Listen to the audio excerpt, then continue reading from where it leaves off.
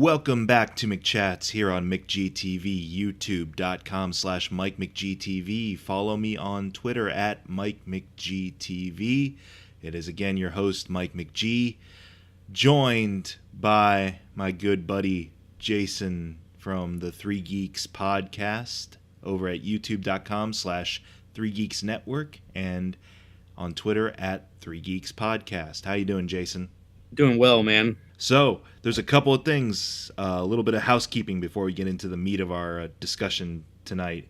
Jason and the Three Geeks are now doing podcasts for money on Patreon, even though that's what they've been doing, but now they have a Patreon set up. Jason, would you want to talk a little bit about that? Yes. So Max and I have been talking, and one of the problems with our podcast is the stream. We don't have control over the stream. Like, we can't put images up and we can't do other stuff when we do our live show on YouTube. So we wanted to buy this software for a really long time. So we were looking into Patreon, and we thought it'd be a lot of fun if people, people that like us, want to support us, they could help us out a little bit by helping us reach that goal. What are some of the benefits or some of the perks of becoming a patron for Three Geeks on there? Shout outs. Like I said, we're doing a soft launch right now. We're still working out some of the bugs, but there'll be shout outs, send in topics, ask us to review a movie of your choice, which could be good or bad, and we will do it on Patreon. It'll be a lot of fun. Special guest spots and other stuff that we're working on right now. And I will put the link for that Patreon down in the description. One last thing to kind of keep in mind is in a couple of weeks, actually next week, I just realized that's coming up next week, is Wizard World Columbus. Yours truly is going to be attending that, as has been the tradition for the past, 3 years now? It's on 3 or 4. I was trying to figure that out yesterday. Yeah. I will be joining the Three Geeks at the convention, at their table, and for a couple of panels. Do we know what the schedule is like for us panel-wise? One's at 12:30 and one's at 2:30, I believe. Same day. On a Saturday? Yes. All right. Wow. We're going to be busy then during that block of time. Dude, you have no idea how excited I was when I saw that they were both on Saturday. Saturday's a big deal there. Is there a particular celebrity or well-known convention person that you're excited to either possibly meet or possibly interview? I'm looking forward to catching up with Tom and Lanny again, but Henry Winkler, the Fonz, is going to be there, and he's going to be there Friday night, so I am trying really hard to interview him. He was a childhood hero of mine, and I still enjoy seeing him on Arrested Development and a few other things I've seen him on during the years, so I want to interview Henry Winkler. That is my focus in life. All right. I don't pray, but I will be thinking fondly on that possible outcome for you. Thanks. So, and I hope to be there to see the joy on your face if it should come to pass. So, that will be June 8th through the 10th at the Greater Columbus Convention Center. Come check out the booth for Three Geeks and McGTV and those panels at 12:30 and 2:30. If you happen to see us around there, shout out, say hey. And it's funny you should mention Henry Winkler because you mentioned he was the Fonz on a very popular sitcom back in the day. That's kind of what we're talking about today. Talking about a particular sitcom, a particular star of said sitcom, what's taken place with regards to that star, and our thoughts and reflections on not just the state of the show, but also kind of the state of the entertainment industry in this day and age, in this post-Trump age. Because, boy oh boy, Jason, you and I had kind of a back and forth. Nothing vehement or venomous or anything like that, but you have some passion about this particular fallout here. Yeah, I have no idea where it came from. I had the same fallout when the same thing happened to Gilbert Gottfried. Oh, for his 9/11 jokes? Yeah, he had a pretty good joke about the Roseanne situation. He's like, damn, I lost another job being the writer of Roseanne's Twitter. I thought that was pretty good. Well, that's the thing, is at least he was able to find some comedic merit out of it. And so that's what we're talking about. 48 hours ago, right? 48 hours ago? Yeah, roughly. Roughly 48 hours ago. Roseanne Barr, star of, the old school Roseanne show from the 80s and 90s, and the revival that recently was a big hit on ABC, took to Twitter, said some interesting things. And by interesting, I mean, wow. And yeah, it resulted in kind of a smackdown from the parent company ABC, which resulted in the show getting canned. Jason, before we get into that, why don't we get into kind of our own association with not just the show Roseanne, but Roseanne Barr? I'm not a fan of Roseanne really a whole lot. I really like the cast of that show though. I love John Goodman. One of the perks of the new series especially was I got to see John Goodman. Like you could tell he was having fun being on that set, and I've seen him do interviews and promotion for the new series. And he just seemed so passionate about doing it. He said it was a chance to make up for how he was in the 90s, drunk all the time and inebriated on set and violent and all this other stuff. But you could tell he was passionate and having fun. And I loved seeing John Goodman having fun because the last few things I've seen him in, well, a couple of the things I've seen him in have kind of been a phone-in situation. 10 Cloverfield not counting in that because he was great in that. But it was just fun seeing him having fun. I'd always been aware of Roseanne at some point in the background, either the show or the comedienne. Roseanne Barr. I was never really a fan of her comedy. I never got into her comedy to begin with, but it never at any point seemed like, oh, I'm so put off by it. It just was never seemed to be my cup of tea. Whenever I catch an episode in syndication or see maybe a little bit of, her stand-up or hear a little bit of some of her comedy, I would just kind of be like, it's not me. Really, the original Roseanne never got in within my viewing radar, and the revival, I completely missed out on the fact that there even was a revival until people were talking about the revival.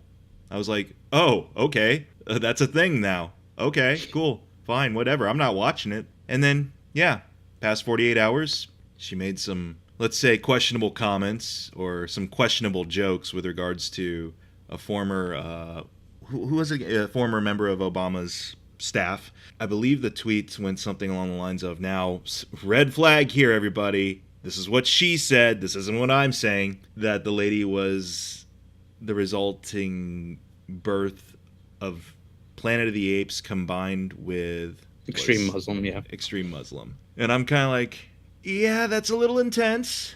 That's a little off color, to say the least.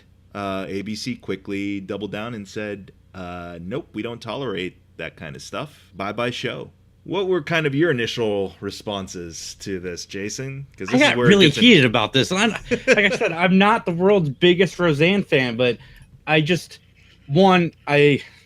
comedians, right or wrong, I feel like, I don't know, there's some kind of gray area that comedians should be able to get away with certain things, and this was totally off kilter. But ABC, they know who Roseanne is. It's just like what happened with Gilbert Gottfried. It's a pretty close example. You hire these people who are insane on Twitter. They even said in interviews prior to the release of Roseanne and during the revival that, they get nervous every time she's on Twitter. Mm-hmm. Of course you do, because she's been tweeting this outrageous stuff before you signed her for a television show. She was doing it during the television show. And now, she got fired for doing it. It doesn't make sense in the sense that what you had when you hired her. So why are you shocked now that she did what she always does? That's pretty much where I stand on it. Yeah, and here's where I offered sort of kind of a rebuttal, even though we're on the same page. It's not like one of us is like, oh no, she was totally in the right saying what she said or anything like that. No, not at all. I mean, she's even, in the follow-up has gone on to say like the go-to kind of like, I deeply regret what I said. I was actually watching a video before I actually messaged you about catching up on this McChat, it was Joe Rogan and Kevin Smith on the Joe Rogan podcast. And Joe Rogan apparently knows Roseanne a little bit and was actually talking to her or something like that. I didn't watch the whole thing, but there was a little clip where he was saying apparently she told him that she was taking Ambien or something, mm-hmm. or she was on Ambien at the time or something and was not in the right headspace, and that's when the tweet happened. It was sincerely like, I shouldn't have said that. So, I mean, there's that silver lining, is at least she did go out and say, I deeply regret saying this. I'm not saying, all is forgiven or anything like that, but it's not like she doubled down on like, nope, I stand by that tweet. It's like, no, I admit that tweet came from a fucked up place. Here's what I think mentioned either to you or someone else who I was having a little conversation with regards to this about was you're kind of saying like they should know what they're getting into with this talent that's known to kind of go off the rails at times and be a little bit too outspoken, or what they consider to be too outspoken. It kind of goes both ways too. As much as the company should go into a relationship with a big personality like this, knowing they're going to say some stuff, we have to be vigilant. The talent, I feel, needs to be aware of that too. They have to understand, and this is everything every grade schooler I think knows, is in the working world, actions have consequences. This isn't government. This isn't the government saying we're limiting your free speech or anything like that. This is a company that seeks to either benefit or lose a lot as well from this person's actions, from a financial standpoint, from a creative standpoint, what have you. So the road goes both ways, is all I'm saying. Is as much as they should be like, oh, wow, we can't believe she said that. I mean, she's not completely vindicated or completely absolved just because she speaks her mind like that. She has to have known. That network is home to other shows like Blackish and Fresh Off the Boat, which are very about, inclusive mindset. That something like that would maybe raise a lot of ABC's eyebrows, I guess. Yeah, no, I agree. But again, they have a history with Roseanne. I mean, I remember all the shit she tried to pull back in the 90s. She did the same thing then. She's doing the same thing now. It just sucks because if I were ABC, what I would have done is I would have come out and say, look, we're reevaluating the Roseanne show. Roseanne is gone, but we're going to sit down with the creative force behind this show and see what we can do, if anything, with what we have, which I guess they now decided they're going to do. I think that would have made a little bit of a better headline. Yeah. I mean, and maybe that was something they just had to come back and reevaluate because, like you mentioned before, she has a track record of really saying some very controversial or very provoking things. But this type of situation definitely isn't new to television. Like, just a couple years ago, we were in this with Tiger Blood and Charlie Sheen. And the whole reason I joined Twitter. Really? Yeah, I wanted to watch his meltdown. I felt bad like a few days later, and I'm like, somebody needs to help this guy. Like, wait, seriously. So you joined Twitter to just watch his tweets? Yep. You don't have to join Twitter to see his tweets necessarily. I can see him in real time, Mike. Oh, okay. It's like you got to be there at ground zero, essentially. But yeah, that was the whole thing. And again, CBS found a way to rework it so it's like, we don't need Charlie.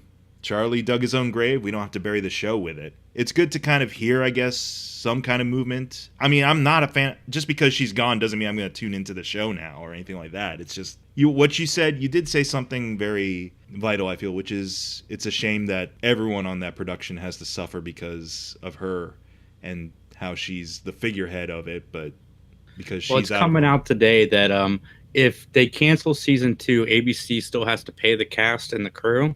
Okay. So now they're talking to see if they can go forward. I wish you could just strangle somebody because, like, literally, who's been talking about Roseanne since 1998? Nobody. Like, nobody's really cared. I mean, she had a roast that nobody really watched except for me. I was probably the one view. And then she comes back to television and has the second highest rated show on television next to Big Bang Theory, which network television does not get the kind of views that the Roseanne reboot was getting. Like, she was literally back on top, and then to throw it all away by saying something stupid on Twitter. She's gonna be, I mean, not fine. She's obviously got some stuff she's got to work out. Yeah, she's in the Charlie Sheen camp where she needs to go talk to some people. I think her agency let her go too, right? Yeah, she was fired from her agency. Eventually, here's the whole deal. It's not so much about acquiring the talent as it is acquiring the reputation and the infamy that comes with the name.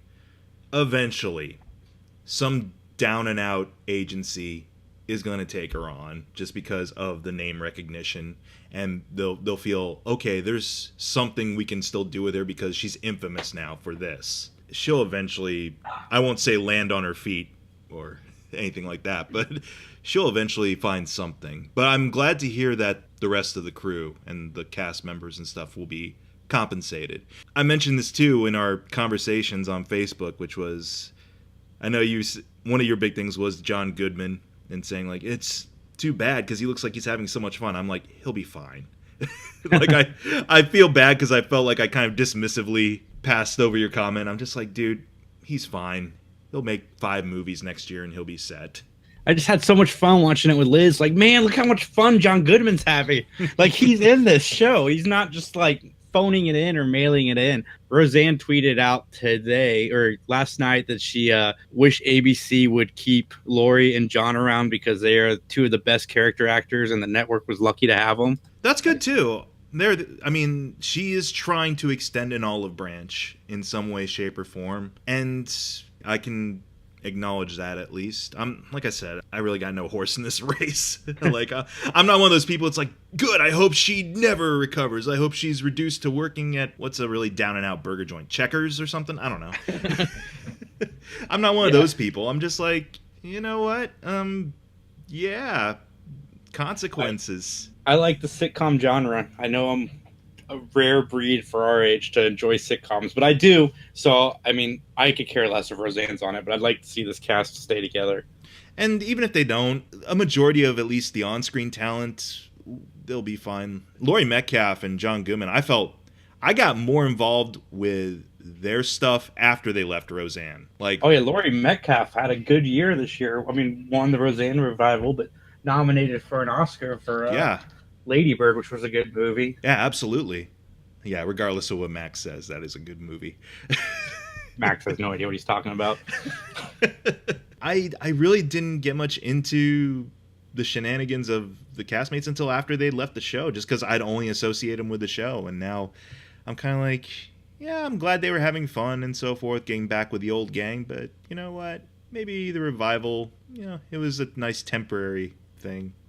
Oh, one of the good things about the revival was, I'm not good at explaining this thing, but a lot of the news outlets have been talking about it, was it got people talking because the show represented, an extreme leftist, an extreme rightist, and, more centered people just sitting around the dinner table having civil conversations about our political climate. And that was one good thing that came from the show.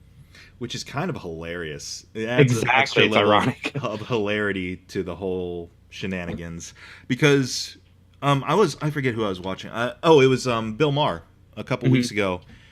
He did a segment on his real-time show where he's colleagues or, acquaintances or friends with Roseanne to some extent. And he congratulated her on her success, but called her out a little bit with regards to what exactly the intent or the message of the show was supposed to be now in its revival, and with the angle you just described. He kind of called her out on her roots and saying, like, first of all, Roseanne, you're a socialist. And talked about, like, earlier in her career, when she had certain opinions and stuff like that they lean more towards socialism than anything else. And then how taken aback he was that all of a sudden she's this very right-wing, ultra-conservative conspiracy theorist. Kind of took her to task a little bit in that regard without being mean about it. It got me thinking of, like, especially, well, can we touch upon the other reason you were so kind of pissed about this? Yeah, the big orange reason. Oh, yeah, Trump. Like, it drives me crazy. Like, one, comedians, bad or good, can't tell jokes, but we've got an insult comic as our president. Part of me for that is kind of like, I think what might either get a lot of people really worked up over her being canceled or being kind of shunned, one way or the other, whether they're really gung-ho about it or they're really vehemently pissed off that she's being treated this way, is the fact that it is very systemic and symptomatic of the fact that we basically do have someone in charge who apparently is consequence-free. Yeah. You get what I'm saying?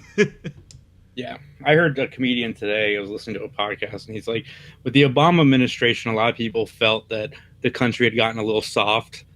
That's debatable, whatever.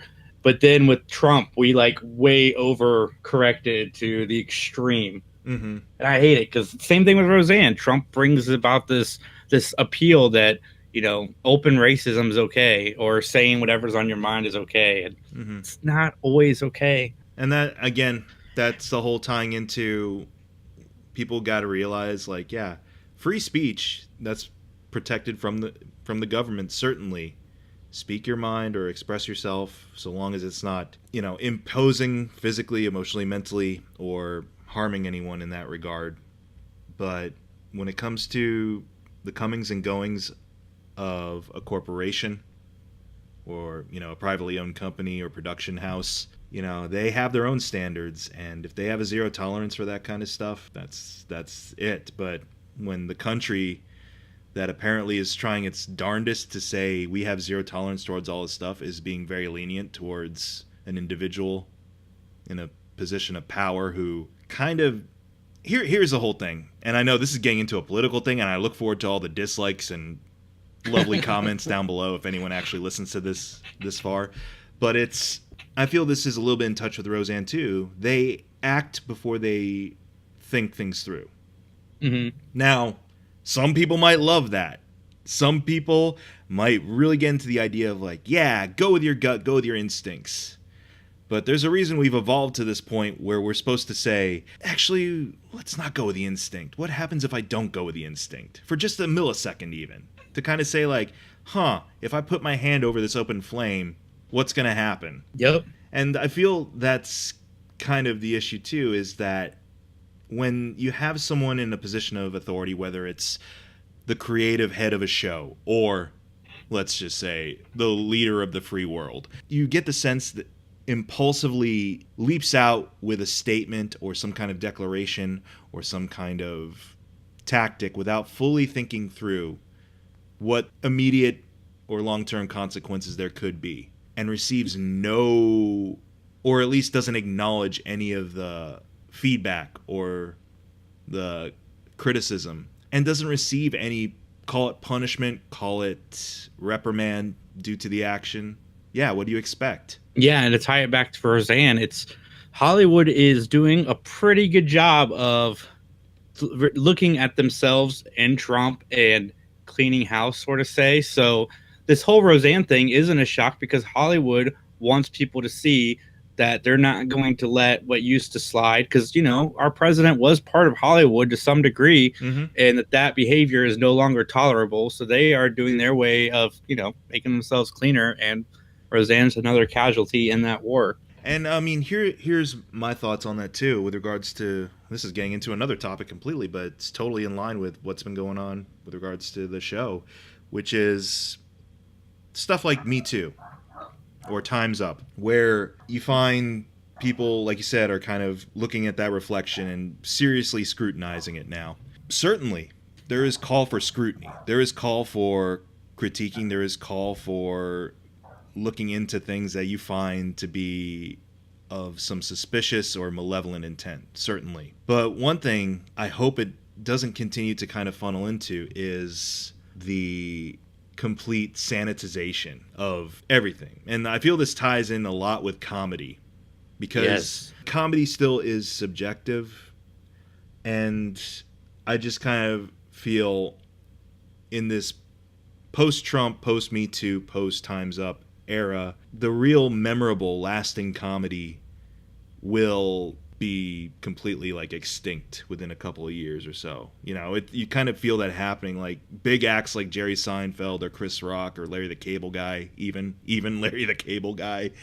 They don't do college circuits anymore because college audiences get offended.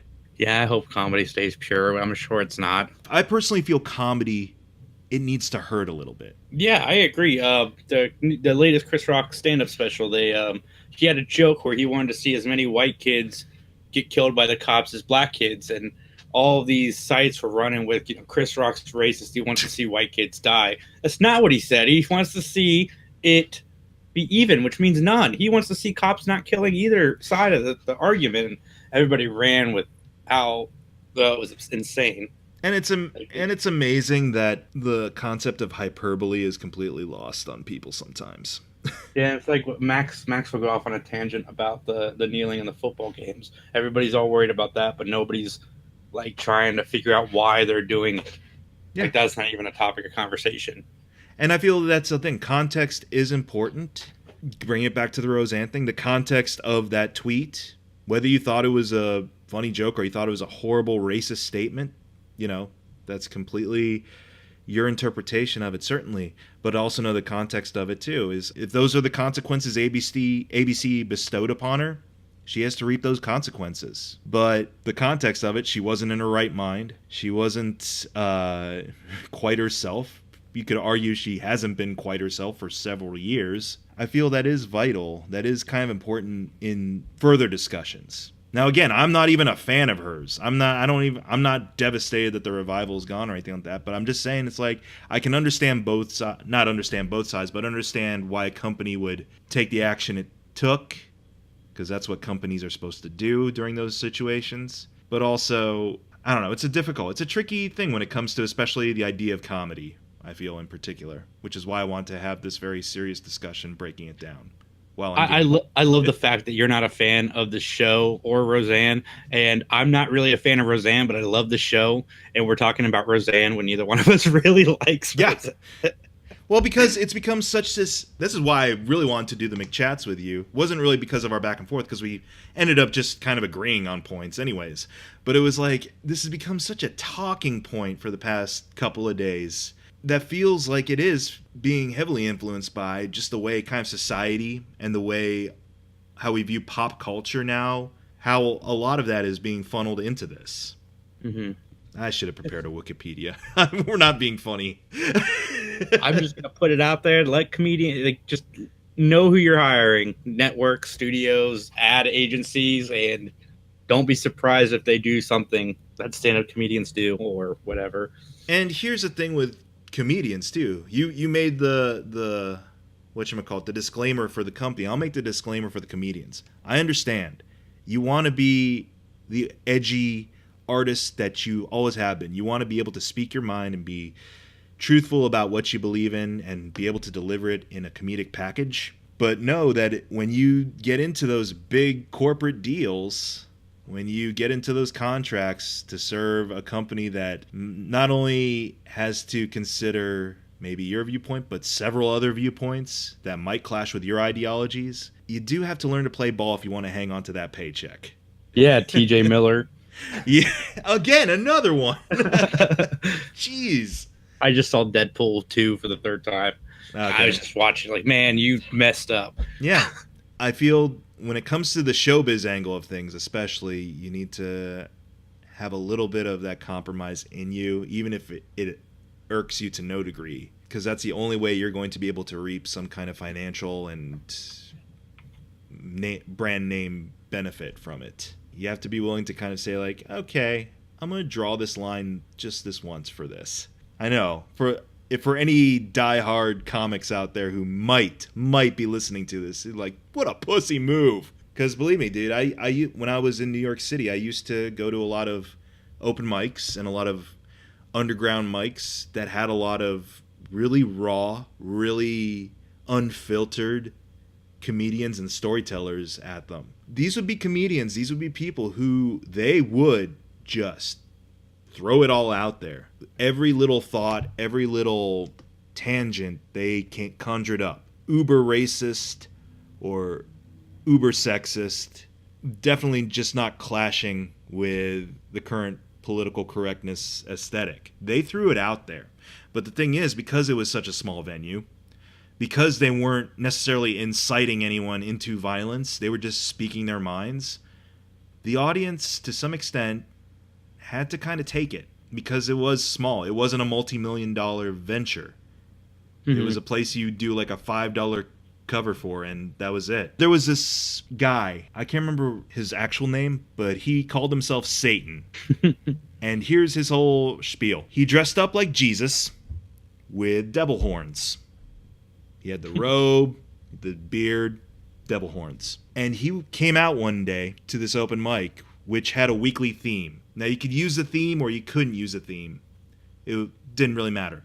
But the theme was pushing boundaries. So to a performance artist or comedian, this is a pot of gold. So he comes out in his robe with his horns and a black box. Like a black box with like one open side. And he just starts talking about pushing boundaries. And as he's pushing boundaries, he disrobes. He's stark naked. puts the box on top of his head, wanders around the stage a little bit, then just lies down flat on his ass on the stage. Then he starts jerking himself off while talking about pushing boundaries. And you heard the audible "ah!" from the audience. Needless to say, a lot of us are shocked, taken aback by this. But he's just there, up on stage. He's got 2 more minutes. Spoiler alert, he didn't finish, if you know what I mean. I was going to ask the whole Mallrats thing. Yeah, I knew where that was going. But the entire time, he's doing this. He's provoking a reaction from his audience, and he's talking about pushing boundaries. In the moment, as kind of disgusted and repulsed I was, I mean, he is pushing the boundary. I mean, that's what art kind of does, so I can't really fault him for that. And that's the thing, is like sometimes comedy and art just leaves you kind of feeling like, I guess. Not necessarily like, I'm outraged, or I get it.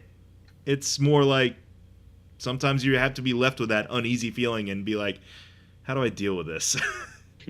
He wasn't really harming anybody, aside from our eyes. It's funny to And hear. he wasn't I don't know if I would find it as funny if I was there. Yeah, it's kind of, you had to have been there. He wasn't harming himself either. Quite the opposite. He was having a good time. But I don't know why. That just came to mind when it came to this idea of what is acceptable, what's not acceptable from the entertainer or from a comedic or artistic point. World's weird, man. It is. Stand-up comedy is my favorite form of entertainment, and I hope that it stays the way it is. But we'll see. I'm glad you brought in the update on the production and saying, like, those people will be okay for a while. Yeah. Because, yeah, I think that's something that everyone universally can get behind, is as long as the people who had nothing to do with the tirade are okay. Yeah, it'd be silly for ABC not to try. Like, if it sucks, it sucks. You're already paying the people. You might as well pay them to do something for you. And maybe you'll get lucky. Well, thankfully, we haven't reached our line on the Three Geeks podcast or otherwise. Or do you feel like we've reached the line at some point? I think that sometimes people come to our live shows and they're really excited to go home and listen to the podcast. And they are shocked when they hear some of the things that come out of all of our mouths. But yeah, I mean, our subscribers used to just bounce every time we did a live show. We get a bunch, and then we do the weekly thing, and then it would drop. But the last live show, we stayed with all of our subscribers. So, well, we're gonna have to play ball at Wizard World. We got to be PG-13. We have a swear jar that we're gonna bring. Oh, we do? Yeah. Has it really been that bad at some of the other Wizard Worlds? No, Max and I are talking about doing a swear jar for the podcast in general too. Oh, okay. I was like, wait a minute. I think it'd be fun. Donate it to charity or something. You make something productive out of all of that vitriol. All of that offending. This is fun. This is the most time I've ever spent talking about one topic. I'm glad I was able to get you on just to talk about it, because I had a feeling it was kind of eating at you a little bit. Oh, dude, it was driving me nuts. And like I said before, it's just because that's what she does. Like, I understand the corporate stuff, and I'm actually studying this in college right now, this exact thing. Like, should you be allowed to dress how you want to dress, or talk how you want to talk, or express yourself how you want to when you're in somebody else's job or company? So it's just ironic that it would hit right now. Again, it's kind of, you have to know the standards of the business you're going into business with, and if you can't play by those standards, probably seek out another business. If she had been on HBO, I think she would have been fine. Because Bill Maher, again, I don't want to be kissing the guy's ass all the time, but the dude does kind of say whatever he wants on his show and doesn't get a lot of flack for it. He did a couple of months ago for one joke that didn't go over quite as he had hoped, but it's not like they canceled him, because HBO gets away with a lot of shit. And again, Bill Maher is a certain kind of comedian / personality. He's going to be a certain way. You just either like it or you don't. C'est la vie, man. We're just trying to get through another year. Yeah. Thanks for tuning into the McChats here on McGTV, youtube.com/MikeMcGTV. Again, check out the Three Geeks over at Three Geeks Network on YouTube, at Twitter, Three Geeks Podcast, and I'll put the Patreon in the link down below. And come to Wizard World. Yeah. Any final thoughts, Jason? Hey. There we go. Let's bring it back to good, wholesome Fonzie, who just punched jukeboxes. That's right. He was a wizard. Of course, these days he'd be seen as a domestic abuser of restaurant appliances or something. God, I hope nothing ever comes out bad about him. I would cry. That's a completely different podcast, dude. We got to put down bets on, like, which of our childhood icons are going to turn out to be scuzz buckets. That's all for the McChats. Have a good night, everybody.